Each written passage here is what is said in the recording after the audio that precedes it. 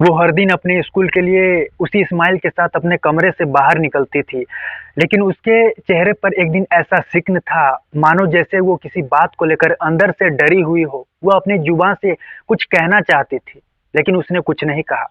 दोस्तों, एक माँ ने अपनी बेटी के बारे में ये शब्द कही है। ज़रा सोचिए, कोई नाबालिग लड़की शादी से पहले ही प्रेग्नेंट हो जाए और जिसके बाद वह एक बच्चे को जन्म दे दे, तो उस माँ-बाप पर क्या बीतेगी, शायद इसका अंदाज़ा लगाना मुश्किल है।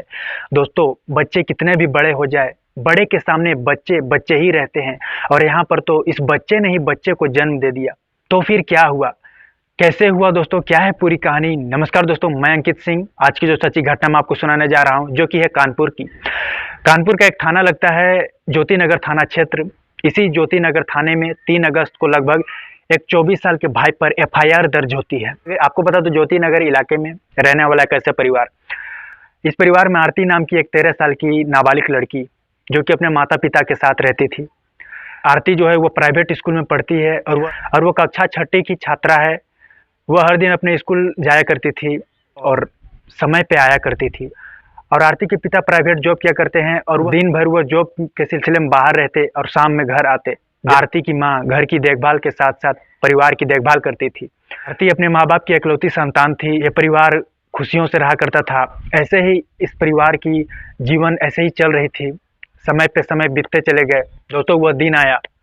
आपको बता दूं, जनवरी 2023 में मकर संक्रांति से कुछ दिन पहले आरती के मौसेरे भाई, जिसका नाम है नीरज, जिसकी उम्र 24 साल के आसपास, दरअसल यह जयपुर आया हुआ था। और जयपुर आने के बाद यह नाबालिग बहन के घर गया। 4 जनवरी 2023 को पहुंचता है और पहुंचने पर बड़ों के आशीर्वाद लिए और जिसके बाद, हालांकि त्यौहार के समय था, वह परिवार में कुछ रुक जाता है। आपको बता दूं, ऐसे ही समय बीतते गए, जहां एक दिन आरती की माँ ने भाई से कहा, जाओ बहन को तुम आरती को स्कूल छोड़ लाओ। नीरज जिसके बाद आरती को स्कूल छोड़े जात, फिर वापस आ जात। दोस्तों, अगले दिन नीरज फिर बहन को स्कूल छोड़ने जाता है। उस दिन नीरज की नीयत खराब हो जाती है। हालांकि उस दिन वो अपने मंसूबे में नाकामयाब रहा, लेकिन 15 जनवरी वो रात है जिसके बाद, आपको बता दूं, उस परिवार में हर सदस्य खाना पीना खाकर आराम कर रहे थे, सो रहे थे।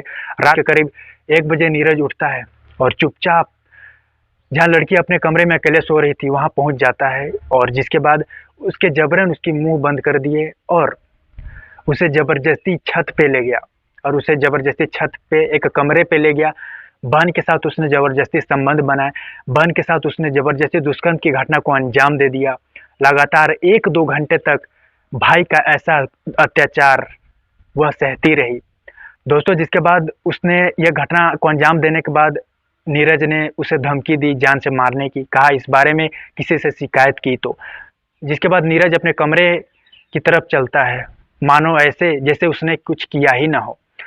और इधर लड़की जिसके बाद से डरी सहमी ये चुप हो जाती है और अपने कमरे में चुपचाप चली जाती है। सुबह होती है, जिसके बाद सुबह आरती अपने स्कूल जाने के लिए तैयार होती है। हर दिन की तरह वो ऐसी नहीं थी। रात की बात को लेकर वो बहुत डरी हुई थी। उसके मन में डर था, मानो जैसे वो अपनी जुबान से कुछ कहना चाहती थी, वह बात बताना चाहती थी रात की, लेकिन वह कुछ भी बताने में असमर्थ रही। दोस्तों, माँ ने उसकी आंखें, उसकी चेहरे का यह बात पढ़ ली। माँ ने कहा, क्या हुआ, तुम्हारी तबीयत तो ठीक है? आरती ने कहा, मैं ठीक हूँ। और जिसके बाद नीरज उसे स्कूल छोड़ने के लिए जाता है और फिर से एक बार उसे वार्निंग, उसे फिर से एक बार धमकी दे देता है, मैं तुम्हें फिर से एक बार कह रहा हूँ, इस बारे में किसी को तुम नहीं बताना, नहीं तो बहुत गलत हो जाएगा। दोस्तों, इस घर में लगभग नीरज के महीने पुर चुके थे और जिसके बाद नीरज फरवरी माह में परिवार को कहता है, मुझे घर पर भी काम है, अब मैं चलता हूँ, बहुत दिन रुक लिया। और जिसके बाद नीरज अपने घर के लिए निकलता है। नाबालिग लड़की डर से अपने परिवार को यह बातें तो नहीं बताई, लेकिन बाद में जो अंजाम हुआ, समय पे समय बीतते गए, महीनों बीत गए। 2-3 महीनों में लड़की वो पिछली बातें जो उसके साथ घटा, वो सारे बातें वो भूल गई और पहले की तरह वो खुश रहने लगी। परिवार भी अच्छे से रहने लगा। दोस्तों, उस परिवार को अपनी बेटी पर ज़रा भी शक ना हुआ कि उनकी बेटी प्रेग्नेंट है। और दोस्तों, वो समय आ चुका था 1 अगस्त 2023 रात करीब 12 बजे लड़की के पेट में अचानक दर्द होता है। ये शिकायत अपनी माँ से कहती है, जिसके बाद माँ बेटी को लेकर जेके लोन अस्पताल पहुंचती है।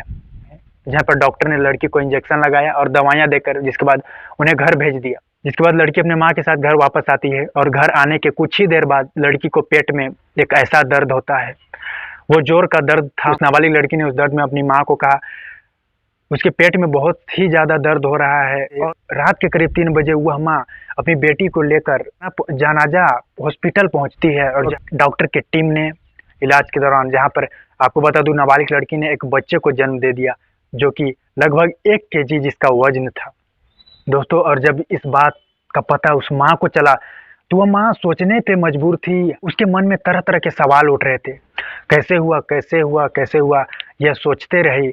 और जिसके बाद उसने अपनी बेटी के साथ बहला फुसलाकर बड़े ही प्यार से बातें कही, वह बातें पूछी, ये कैसे हुआ, ये कब हुआ। जिसके बाद बेटी ने उस रात की बात, उस घटना को अपनी माँ से जिक्र किया, बता दिया कि भाई मौसेरा भाई जब जनवरी महीने में आया था, उसने ही मेरे साथ उस दिन जब आप सब भी सो रहे थे तो उसने ही मेरे साथ गंदा काम किया था। ये सब बातें सुनने के बाद माँ के तो पैरों तले जमीन ही खिसक गए। माँ ने पुलिस को सूचना दी दोस्तों, और जिसके बाद मौके पर पहुंची पुलिस ने नाबालिग लड़की के बयान पर पुलिस ने उस मौसेरे भाई के खिलाफ रेप और पोक्सो एक्ट के तहत मामला दर्ज कर लेती है पुलिस। आप इस घटना को किस तरह देखते हैं दोस्तों, अपनी राय जरूर दें। अभी के लिए इतना ही, अगली सच्ची कहानी के साथ मुलाकात होगी अगले वीडियो पे। जय हिंद, जय भारत।